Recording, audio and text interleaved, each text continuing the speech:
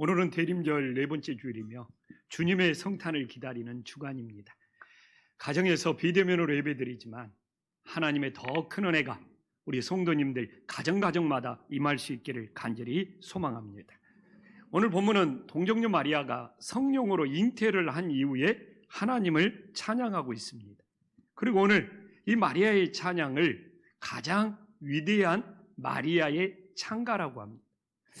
왜 오늘 이 마리아의 찬양이 우리 성경에 있는 가장 위대한 찬가가 될 수 있겠습니까? 46절에 보면 첫 번째 이유가 나오죠.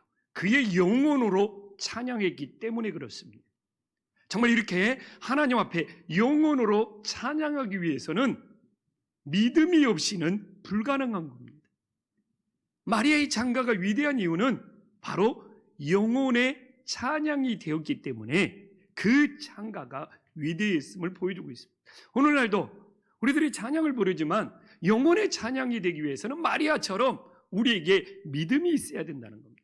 믿음으로 부르는 찬양이 영혼의 찬양이 될 수 있다는 겁니다. 그래서 많은 사람들이 크리스마스 때 캐롤을 부르고 예수님이 오시는 찬양들을 부르지만 믿음이 없다면 그건 영혼의 찬양이 될 수 없는 것이죠.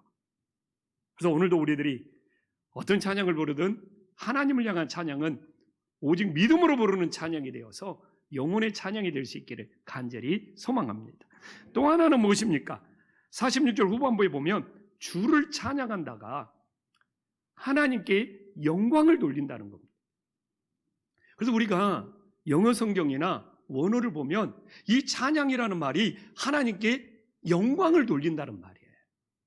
그게 마리아의 찬양은 오직 하나님께 영광을 돌리는 찬양이 되고 있음을 보여주고 있습니다. 이래서 마리아의 찬가가 가장 위대한 찬양이 되는 거예요. 안 그렇겠습니까? 오직 믿음으로 영혼의 찬양을 부르고 있고 그 찬양이 하나님께만 영광을 돌리고 있는 찬양이 되어서 마리아의 찬가가 정말 어떻게 보면 인류 역사상 가장 하나님을 높이 찬양하는 신앙 고백이 되고 있는 것이죠.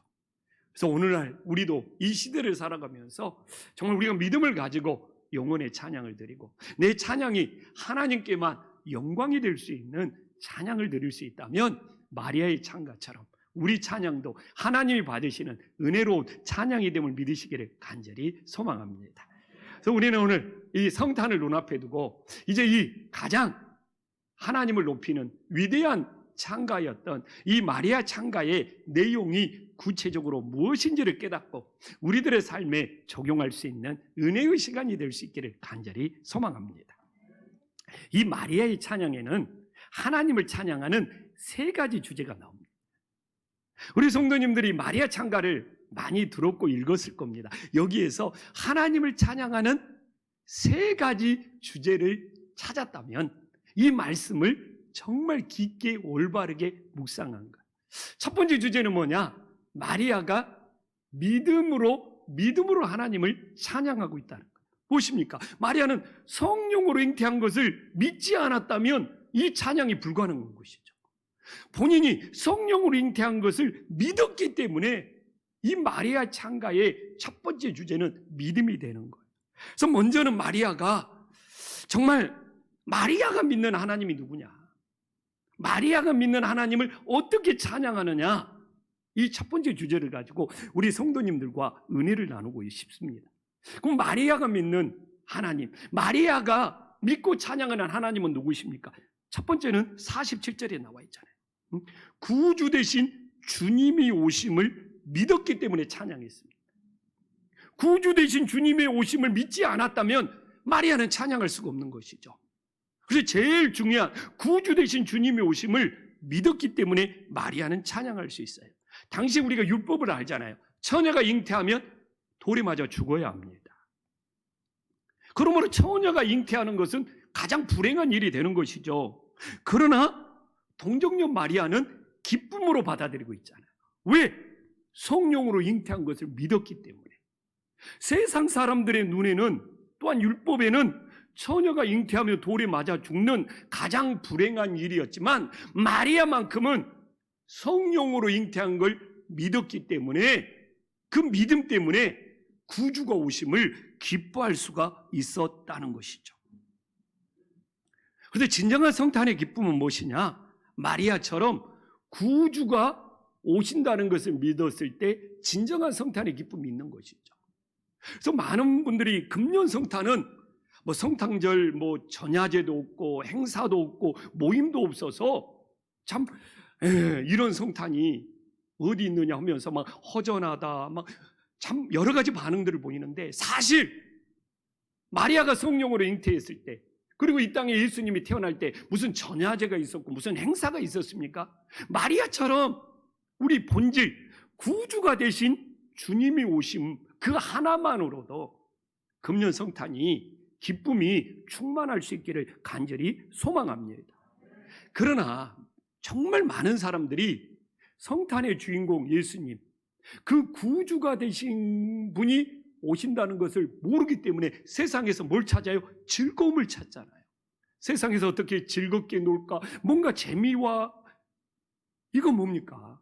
구주가 오신다는 기쁨을 모르기 때문에 그러는 거잖아요.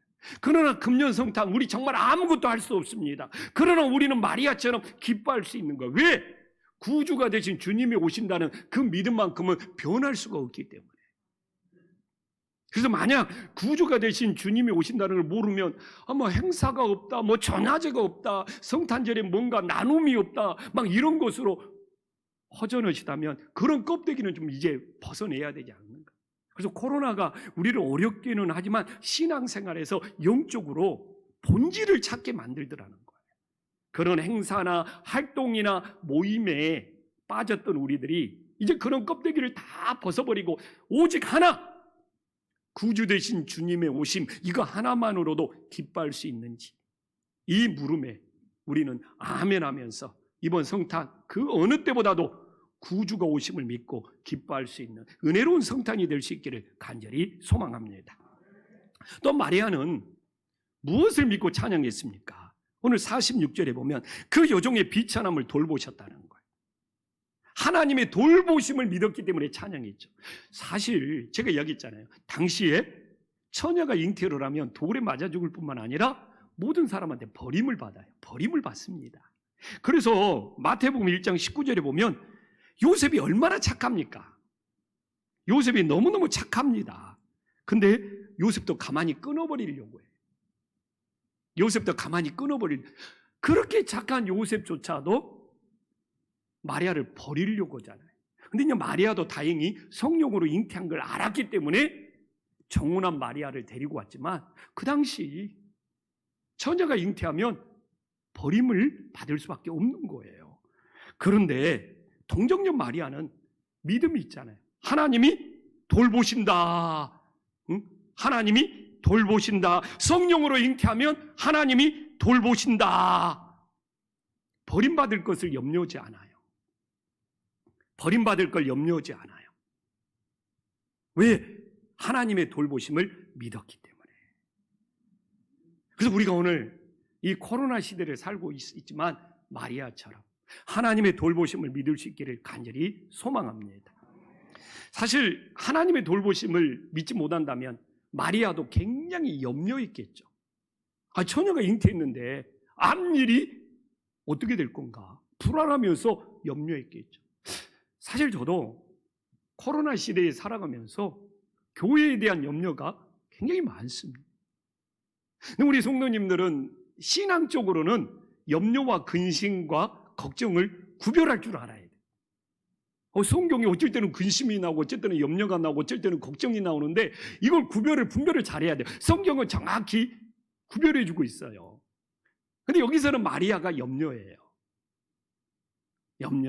근심은 뭐냐? 무슨 문제가 해결이 안 되었을 때, 해결되지 않는 문제 때문에 밤새 잠 못 이루고 근심한다는 거예요. 근데 사실 저도 근심은 없어요. 내 교회적이나 가정적으로 해결되지 않는 문제 때문에 끙끙 앓으면서 근심하고 있지는 않아요. 걱정은 뭐냐? 안심이 안 되는 거잖아요. 내 자녀를 어디 다녀와라고 그랬는데, 어린 자녀를 어디 다녀와라고 그랬는데 안심이 안 돼. 그래서 잘 다녀올 건가 막 걱정을 해. 그래서 걱정은 안심이 안 되는 거예요. 근데 염려는 뭐냐? 지금 현실의 어려운 상황 때문에 앞일이 불안한 거예요. 이게 지금 저에게는 염려가 많죠. 이만 코로나로 이런 상황 속에 교회가 앞으로 어떻게 될 건가 굉장히 염려하고 있어요. 그래서 우리는 성경에서 근심이 나올 때는 이 다윗이 근심으로 온다는 것은 뭡니까? 밧세바 간음의 문제가 해결이 안 된 거예요. 이런 걸. 그 다음에 걱정이 된다는 것은 내 인생에 안심이 안 되어가지고 누구에 대해서 정말 뭔 일을 시켰는데 안심이 안 되어가지고 걱정하는 거고, 염려는 현실에 처한 어려움 때문에 앞으로 우리들이 어떻게 될 건가 이 불안 속에서 살아가는 것이 염려가 되는 것이죠. 그렇게 되면 마리아는 정말 성령으로 잉태하지 않았다면 이제 처녀가 잉태했는데 앞으로 내가 어떻게 될 건가 엄청 염려할 수도 있었지만 하나님의 돌보심을 믿었기에 그 염려를 주님께 다 맡길 수 있었던 것이죠. 그래서 베드로 전서 5장 7절에 보면 위대한 고백이 나오잖아요. 우리 다 함께 한번 읽어보겠습니다. 시작. 너희 염려를 다 주께 맡기라. 이는 그가 너희를 돌보심이라. 그렇잖아요. 그래서 염려인 거예요. 하나님이 다 돌보심을 믿기 때문에 맡길 수 있는 거예요. 그래서 사실 코로나로 어떤 분들은 현실에 문제가 생겨서 근심하는 사람들도 있을 거고, 또 뭐 코로나가 나한테 걸릴까 봐 안심이 안 되어서 걱정하는 사람들이 있을 거고, 또한 내 앞일이 어떻게 전개될 건가 정말 불안해서 염려에 짓눌린 사람도 있지만, 오늘 베드로전서 5장 7절처럼 너희 염려를 다 주께 맡기라. 이는 그가 너희를 돌보심이라. 이게 마리아의 신앙 고백이 될 수도 있는 것이죠. 그래서 우리도 마리아처럼 정말 주님의 돌보심을 믿음으로 모든 것을 하나님께 맡길 수 있는 은혜의 역사가 있기를 간절히 소망합니다. 또한 마리아는 뭘 믿었습니까? 자기 자신을 복의 통로로 세운 걸 믿었어요. 오늘 42절과 48절을 동시에 보면 어떤 일이 생깁니까? 42절과 48절을 동시에 보면 42절에는 여자 중에 내가 복이 있다는 말을 들었어요. 엘리사벳을 통해서. 하나님의 엘리사벳을. 근데 놀랍지 않습니까? 48절에 마리아의 창가에서는 자기 자신이 믿고 고백하는 거잖아요. 이게 신앙에서는 굉장히 중요한 원리잖아요. 우리가 아무리 하나님이 엘리사벳을 통해서 마리아에게 복이 있다고 전해줬을지라도 오늘 48절에 마리아가 그걸 자기 것으로 믿지 않으면 어떻게 된다는 거예요. 그래서 오늘 예배의 원리나 우리가 말씀 보는 거 듣잖아요. 오늘도 제가 아무리 좋은 성경 말씀을 여러분들에게, 우리 성도님들에게 전해줄지라도 이거 하나님이 나에게 주시는 말씀이 하면서 마리아처럼 믿을 때 내 안에서 역사한다는 거예요. 그래서 오늘 우리가 다시 한번 이게 42절과 48절을 보면 분명히 42절에 여자 중에 내가 복이 있다, 엘리사벳이 한 이야기거든요. 근데 마리아가 창가를 부르면서 48절에는 이제 후로는 만세 나를 복이 있다 일컬이로 자기의 이렇게 믿음의 고백이 있어야지 그 말씀이 살아서 우리에게 역사함을 믿으시기를 간절히 소망합니다. 이게 굉장히 우리에게 주는 중요한 영적인 원리잖아요. 우리들이 듣는 것도 중요하지만 그 들었던 것을 하나님 앞에 내 자신의 것으로 믿어야지 바로 마리아처럼 복이 있는 자녀, 복이 있는 인생이 됨을 믿으시기를 간절히 소망합니다. 그러면 여기서 마리아의 복은 어떤 의미입니까? 예수님이 그녀의 몸을 통해서 이 세상에 나온다는 거잖아요. 그 마리아의 몸은 통로인 거예요, 통로. 하늘에 계신 하나님께서 마리아의 몸을 통해서 이 세상에 오는, 어떻게 보면 축복의 통로, 복의 통로. 그래서 진짜 마리아의 복의 개념은 통로예요, 통로. 마리아의 몸을 통해서 예수님이, 하늘에 계신 하나님이 이 땅에 오시는 축복의 통로가 되고 있는 것이죠. 그래서 오늘날도 우리는 마리아처럼 복의 통로로 사용돼야 되지 않겠습니까? 마리아가 예수님이 나오시는, 예수님이 태어나는 복의 통로가 되었다면 우리도 얼마든지 예수님의 사랑을 전하는 통로, 우리 주님을 세상에 증거하는 그런 복의 통로로 사용되는 것이 가장 귀한 인생이 됨을 믿으시기를 간절히 소망합니다. 그래서 우리가 12월에 사랑 나눔을 하지 않습니까? 우리 목장 식구들 중에, 우리 성교회 회원들 중에, 또 우리 교우 환우들 중에, 또한 홀로 된 가정들 중에 정말 우리들이 좀 복의 통로가 되어서, 마리아는 예수님이 오시는 통로가 되었지만 우리는 예수님의 사랑을 전할 수 있는 통로로 하나님 앞에 세워지는 은혜의 역사가 있기를 간절히 소망합니다. 이처럼 마리아는 믿음을 가지고 찬양을 했어요. 하나님께서는 믿음을 가지고 찬양하는 것을 받아주시는 것이죠. 그러면 이제 두 번째 주제로, 마리아가 찬양하는 두 번째 주제는 무엇입니까? 하나님을 알고 있다는 겁니다. 하나님을 아는 것으로 찬양을 했어요. 그래서 마리아는 성령으로 잉태했는데 성령으로 잉태케 하신 하나님이 누구인 줄을 알았다는 것이죠. 그래서 마리아가 알고 있는 하나님을 찬양하는 거예요. 그러면 많은 분들은 마리아가 알고 있는 하나님 머리로 알고 있다고 착각하는 분들이 많아요. 그러나 성경에서 사실 하나님을 안다는 것은 머리로 아는 것이 아니에요. 제가 예를 들어볼까요? 제가 우리 아내랑 25년을 살았습니다. 제가 우리 아내를 알고 있어요. 내가 우리 아내를 아주 잘합니다. 오늘 예배위원으로 장로님들 오셨지만 내가 우리 아내를 아주 잘하는 것이 머리로 아는 겁니까? 아니잖아요. 25년을 함께 만나고 살았던 경험으로 아는 거잖아요. 우리가 하나님을 안다는 것은, 신앙에서, 성경에서 하나님을 안다는 것은 대부분 내가 하나님을 만나고 체험함으로 아는 하나님인 거예요. 그래서 많은 분들이, 사실 제가 이번 마리아 찬가를 다른 본문보다 굉장히 오랫동안 또 힘들게 묵상을 했어요. 왜냐하면 겉에 보이는 것이 아니라 안에 담겨져 있는 것을 찾기 위해. 근데 많은 분들이 아는 것과 믿는 것을 할 때 이 아는 것을 다 머리로 아는 것만 생각을 하더라고요. 그러나 성경에는 머리로 아는 것보다는 오히려 하나님을 체험으로, 경험으로, 만남으로 안다는 것이 더 중요한 의미거든요. 근데 마리아는 오늘 성령으로 하나님을 잉태하고 체험해서 만났잖아요. 지금 성령으로 잉태한 것이 머리로 아는 것이 아니라 이미 마리아의 체험으로, 경험으로, 만남으로 성령으로 잉태한 것을 알았잖아요.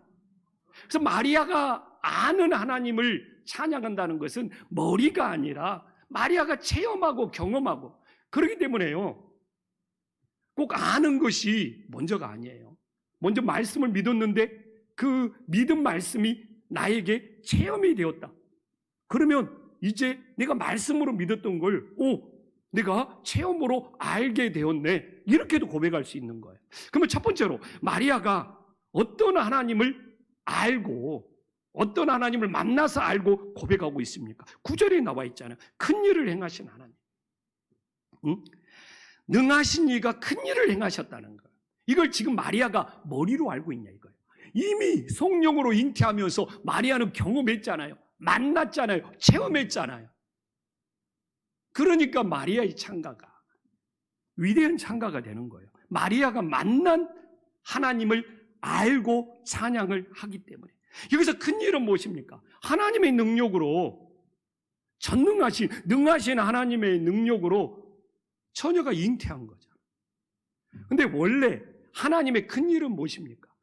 우주 만물을 창조한 거잖아요. 하나님의 큰 일은 우주 만물을 창조하고 인간을 창조한 거잖아요. 한번 생각해 보십시오. 우주 만물을 창조하신 하나님, 인간을 창조하신 하나님은, 그렇게 큰 일을 행하시는 이 하나님은 마리아 처녀의 몸에서도 성령으로 잉태하게 할 수 있는 큰 일을 얼마든지 행하실 수 있는 하나님이 되어버리는 거예요. 아멘. 그래서 가끔 제가 청년들이나 신앙 상담을 하면 창조주 하나님을 믿는다고 하면서 가끔 어떻게 동정녀가, 처녀가 성령으로 잉태할 수 있어요? 이걸 또 못 믿는 사람이 있어요. 이건 사실 창조주 하나님도 안 믿는 거예요. 신앙은 큰일이라는 것은, 하나님이라는 것을 우리가 조각으로 믿는 것이 아니잖아요. 부분적으로 믿는 것이 아니라 하나님이 우주 만물을 창조하고 인간을 창조하신 그 큰일을 행하시는 하나님을 믿는다면 동정녀의 몸속에, 처녀의 몸속에 성령으로 잉태한 큰일도 당연하게 믿을 수 있는 거예요. 아멘. 이게 하나님을 진짜 믿는 거예요. 사실 사람의 능력으로, 세상의 능력으로 처녀가 잉태하는 것은 절대 불가능합니다. 그러나 동정녀 마리아는 이제 능하신 하나님을 알았잖아요. 전능하신 하나님을 알았잖아요. 그렇기 때문에 그녀의 몸에 성령으로 잉태한 것을 믿게 된 거예요. 오늘날도 우리들이 내가 능하신 하나님을 안다면 너무나 당연하게 동정녀 마리아가 성령으로 잉태한 것을 믿는 은혜의 역사가 있기를 간절히 소망합니다. 또한 마리아는 어떤 하나님을 알고 찬양합니까? 49절에 거룩하신 하나님을 알고 찬양하잖아요. 근데 왜 이게 중요하냐면 거룩하신 하나님을 마리아가 알고 있기 때문에 성령으로 잉태한 것이 되는 거예요. 만약 마리아가 성령으로 잉태하지 못했죠? 근데 거룩하신 하나님을 부르죠? 이건 가장 부끄럽고 가장 이중적인 모습이 되어버리는 거예요. 그렇잖아요. 성령으로 잉태하지도 않았는데 거룩하신 하나님을 찾는다? 이것만큼 가증스러운 것이 어디 있겠어요. 그래서 이 하나님을 알고 고백하는 하나하나가 중요한 거고, 그래서 마리아의 참가가 위대한 거예요. 마리아는 성령으로 잉태했기 때문에 부끄러움이 없어요. 그러니까 너무나 당당하게 거룩하신 하나님을 알고 찬양할 수가 있는 거예요. 사실 우리가 부끄러운 것이죠. 우리가 거룩하신 하나님을 고백하면서 내 안에 죄악이 있다, 내 안에 죄악을 숨기고 있다면 이것만큼 모순이, 이것만큼 이중적인 신앙이 어디가 있겠습니까? 그래서 우리도 마리아처럼 거룩하신 하나님을 안다면 내 안에 숨기는 죄악도 없고 내 안에 부끄러움이 없어요. 그래서 제 목회에 가장 큰 영적인 싸움은 뭔지 압니까? 거룩과의 영적인 싸움인 거죠. 이 땅의 목회자가 거룩이 무너져요. 거룩하신 하나님을 부르고 거룩하신 하나님을 찬양하고 거룩하신 하나님을 증거하는데 목회자가 경건이 무너지는 거예요. 경건이 허물어지는 거예요. 그러면서 거룩하신 하나님을 찾고 부르고 전한다? 이거 진짜 가증스러운 거잖아요. 부끄러운 거잖아요. 모순이잖아요. 그래서 목회자에게 가장 큰 영적인 싸움은 거룩과의 영적인 싸움이에요. 왜? 거룩하신 하나님을 찬양하고 선포하는 목회자가 그 거룩이 무너진다면 얼마나 부끄러운 일입니까? 사람은 속일 수 있어도 하나님은 속일 수 없는 거잖아요. 그래서 이 땅에 한국교회가 힘들어지는 이유는 무엇입니까? 마리아처럼 거룩하신 하나님을 안다는 것은 내 안에 성령으로 잉태하고 내가 부끄러움이 없다는 것이 되어야 되는데, 정말 많은 이 땅의 교인들이 거룩하신 하나님은 부르지만 본인의 삶에 정말 부끄러움이 많기 때문에 이게 모순이 되고 이중적인 것이 되어버리잖아요. 그래서 오늘 마리아가 부르는 거룩하신 하나님은 부끄러움이 없다는 거예요. 성령으로 잉태했기 때문에. 그래서 그냥 단순한 거룩함이 아니잖아요. 그래서 우리도 거룩하신 하나님을 알고 정말 그 거룩하신 하나님을 부르고 찬양한다면 부끄러움 없는 신앙이 되는 것이 하나님의 큰 은혜가 됨을 꼭 기억할 수 있기를 간절히 소망합니다. 또한 마리아가 알고 있는 하나님은 누굽니까? 긍휼하신 하나님이 되는 것이죠. 50절에 나와 있잖아요. 긍휼하심이 두려워하는 자에게 대대히 이루로다. 긍휼하심은 무엇입니까? 부족한데, 허물이 있는데 하나님이 그 부족함을, 그 허물함을 알고도 사랑해 주시는 것이 긍휼하심인 거죠. 이 긍휼이라는 단어가 어디서 나왔습니까? 엄마가 아이를 사랑으로 출산할 때 거기서 나온 말이 긍휼이에요.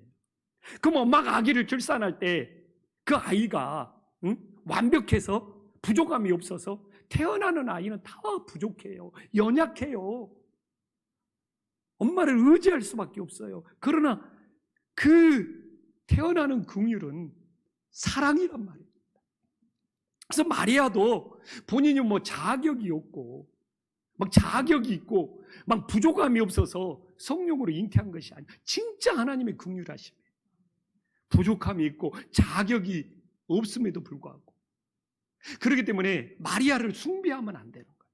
이 긍휼이 만약에 없었다면 마리아 숭배설이 설득력이 있겠지만 마리아도 긍휼하심으로 본인이 부족한데, 본인이 자격이 없는데 하나님의 사랑으로 정말 예수님을 잉태한 거예요. 그렇기 때문에 신앙생활에서 하나님의 긍휼하심이 크다는 걸 알면 알수록 어떻게 됩니까? 나는 자격이 없는데, 조건이 없는데, 부족한데, 긍휼하심으로 나를 구원해 주셔서 마리아처럼 하나님의 긍휼하심을 알면 알수록 감사가, 모든 것이 감사가 되는 것.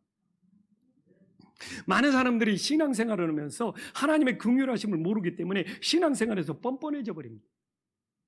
뻔뻔해져 버려요. 진짜 본인이 무슨 자격이 되는 것처럼, 본인이 무슨 완벽한 것처럼 다른 사람을 막 청재하고 판단하면서 뻔뻔한 신앙이 되어버리는 거예요. 그러나 우리는 늘 긍휼하심을, 마리아처럼 나는 자격이 없는데, 나는 부족한데 하나님이 나를 구원해 주시던 그 긍휼하심이 있을 때 감사함을 잃어버리지 않는 거예요. 그래서 제가 코로나 때 긍휼하심을 잊지 말아야지 이 코로나 현실에서 원망하고 불평하지 않고 오히려 감사할 수 있는 거예요. 내가 자격이 없고 내가 부족한데 하나님이 나를 지켜주시고 돌봐주고 있다는 그 긍휼하심이 있어야지. 그래서 사실 목회하면서 지금 안 되는 것이 많잖아요. 근데 진짜 하나님의 긍휼하심을 안다면 지금 코로나 때문에 성탄 예배도 제대로 안 되고 송구정신 예배도 준비가 할 수 없고 이 안 되는 것까지도 하나님 앞에 감사할 수 있는 거예요. 원래 나는 자격이 없었어. 나는 원래 부족했어. 그러나 하나님의 긍휼하심으로 나를 자녀 삼아 주셨어. 그래서 모든 것이 감사가 되고 심지어는 할 수 없는 거, 안 되는 것까지도 이 긍휼하심 때문에 감사할 수 있는 것이, 찬양할 수 있는 것이 진정으로 하나님을 아는 것이 됨을 믿으시기를 간절히 소망합니다. 이제 마리아의 창가에서 우리는 두 가지 주제를 나눴잖아요. 마리아가 정말 성령으로 잉태된 것을 믿었기 때문에 찬양해요. 마리아가 진짜 하나님을 알았기 때문에, 만남으로 알았기 때문에 찬양했고, 마지막 하나는 뭘까요? 세 번째 주제는 무엇일까요? 주님이 태어나신 이후에 행하실 사역을 찬양했어요. 이 땅에 오신 예수님이 무슨 일을 할 거다, 하나님이 행하실 일을 찬양했어요. 그래서 우리는 마리아 창가를 보면서 믿음으로 찬양하고 하나님을 알므로 찬양하고, 이제 이 땅에 예수님이 오셔서 어떤 일을 행하실 것이다, 그 하나님의 행하실 것들을 찬양하는, 그래서 이 마리아 창가가 위대한 거예요. 그래서 우리의 신앙에는 이 세 가지가 필요한 거예요. 하나님을 믿는 거, 하나님을 아는 거, 하나님이 행하시는 거. 그러면 주님이 행하시는 사역을 마리아는 어떻게 찬양하고 있습니까? 51절에 나오잖아요. 주님은 교만한 자를 흩으신다. 이 땅에 오신 주님이 교만한 자를 흩으신다. 그의 팔로 힘을 보이사 마음이 생각이 교만한 자를 흩으셨다. 여기서 흩으셨다는 무엇입니까? 하나님의 심판이에요. 그런데 이 흩으셨다는 말이 하나님이 바벨탑 사건에서 사용하고 있어요. 11장, 창세기 11장 9절 봐볼까요? 바벨탑 사건은 뭡니까? 사람이 교만하여 바벨탑을 쌓고 하나님께 도전한 거지 않습니까? 그 도전한 결과가 뭐죠? 여호와께서 거기서 그들을 온 지면에서 흩으셨더라.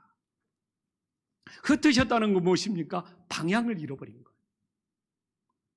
하나님께로 가는 방향을 잃어버리는 거예요. 하나님 나라 가는 방향을 잃어버리는 거예요. 하나님이 흩으시면 인생의 방향을 잃어버리는 겁니다. 놀랍지 않습니까? 하나님은 바벨탑 사건에서 인간의 교만하심을 보시고 인간을 흩으셨고, 또한 마리아의 창가에서도 하나님이 이 땅에 오셔서 인간의 교만함을 보시고 하나님께서 흩으시는 거예요. 근데 오늘 이 코로나의 대표적인 현상이 뭡니까? 하나님이 흩으시는 거죠. 그래서 혹시 이 코로나에도 인간의 교만, 바벨탑처럼 인간의 교만과 인간의 탐욕이 너무 지나쳐서 하나님이 우리들을 흩으시고 있지 않는가? 한 번쯤은 돌아볼 만하잖아요. 한 번쯤은 진짜 하나님께서 분명히 바벨탑 사건에서도 인간의 교만으로 흩으셨다는 것이 나오고 있고, 또 마리아의 창가에서도 하나님이 큰 팔로 힘을 보이사 교만한 자를 흩으셨다고 하였는데, 지금 이 코로나로 인간이 모일 수 없고 끊임없이 흩어질 수밖에 없는 이 모습 속에 행여나 우리 인간의 교만과 인간의 탐욕이 하늘까지 치솟았다는 것을 하나님이 경고하고 있지는 않는가 한 번쯤 돌아봐야 되잖아요. 이걸 놓쳐버리면 안 되잖아요. 그러나 하나님께서 끊임없이 우리들이 교만해서 흩으시고 있는데 그걸 무시하고 자꾸 숨어서 모이려고 그러고 정말 정부 지침을 어기고 막 다른 곳에서 모이려고 오고 이것들이 끊임없이 상황들을 악화시켜가고 있는 것에 대해서 한 번쯤 돌아볼 만하지 않습니까? 그래서 우리들이 정말 오늘 이 코로나를 보내면서 하나님께서 인간들이 교만할 때마다 끊임없이 흩었던 것처럼 지금 코로나 때문에 흩어지는 것도 인간의 교만의 모습을 하나님이 경고하고 있지는 않는지 우리 다시 한번 겸손하게 돌아볼 수 있는 은혜의 시간들이 되기를 간절히 소망합니다. 또 하나, 하나님이 행하실 사역이 뭡니까? 우리가 이렇게 마리아 창가를 체계적으로 깊게 묵상하니까 하나님의 뜻이 보이잖아요. 믿음이 보이고 하나님을 아는 것이 보이고 하나님이 행하시는 것이 보이잖아요. 이래서 묵상이 중요한 거예요. 52절에 나와 있잖아요. 권세 있는 자를 그 위에서 내리치고 비천한 자를 높이셨다. 여기서 권세 있다는 뜻이 뭡니까? 주인 노릇한다는 거예요. 이 권세 있는 자는 자기가 항상 주인 노릇한다는 거예요. 그렇기 때문에 하나님이 주인 노릇하는 자를 내리치시고 비천하여 주님을 의지하는 자를 하나님이 높이신다는 것이죠. 우리가 인생의 주인 노릇하면 하나님 자리를 도전하는 거잖아요. 하나님이 내리치셔요. 제가 이야기했잖아요. 저의 가장 큰 영적인 싸움은 거룩과의 영적인 싸움이며 저의 가장 큰 두려움은 뭐겠습니까? 개척교회 목사가 자기가 개척한 교회에서 주인 노릇할 수 있는 거예요. 근데 개척교회 목사가 자기 교회에서 주인 노릇하면 하나님이 내리치셔요. 그걸 우리는 잘 깨달아야 돼요. 그래서 우리는 이미 구주 되신 주님을 나의 주권자, 나의 주인으로 모셨잖아요. 그래서 내 인생의 주인이 내가 되면 하나님이 내리치셔요. 개척교회 목사라고 이 교회에서 주인 노릇하면 하나님이 내리치셔요. 우리는 늘 비천한 자가 되어서 주님을 의지하는 겸손함이 있어야 되는 것이죠. 그래서 교회에서 가끔 권세를 부리는 사람이 있어요. 권세라는 말을 쉽게 말하면 텃세를 부리는 사람들이 있어요. 이 권세 있는 말, 이게 텃세를 부리는, 이게 다 주인 노릇한다는 거거든요. 다른 말로 바꾸면 그러나 하나님이 내리치시잖아요. 우리의 주인은 오직 예수님이 되어야 되잖아요. 우리 가정의 주인은 오직 예수님이 되어야지. 사실 코로나가 우리를 힘들게 하고 어렵게 했지만 코로나가 우리에게 준 선물이 있잖아요. 가정의 소중함.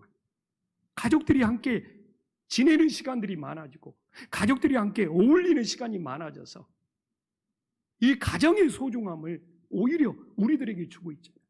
그럴수록 이 가정의 주인은 누구냐? 우리들이 주인 노릇하는 것이 아니라 예수님이 주인이 되어야죠. 가끔 그런 거 있잖아요.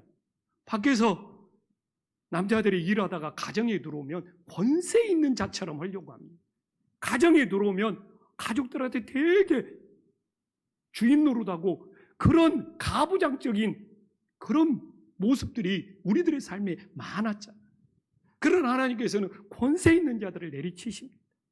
가정의 주인, 교회의 주인, 우리 삶의 주인은 오직 예수님이 될 수 있기를 예수님의 이름으로 간절히 소망합니다. 또 한번 봐보십시오. 하나님이 행하시는 일.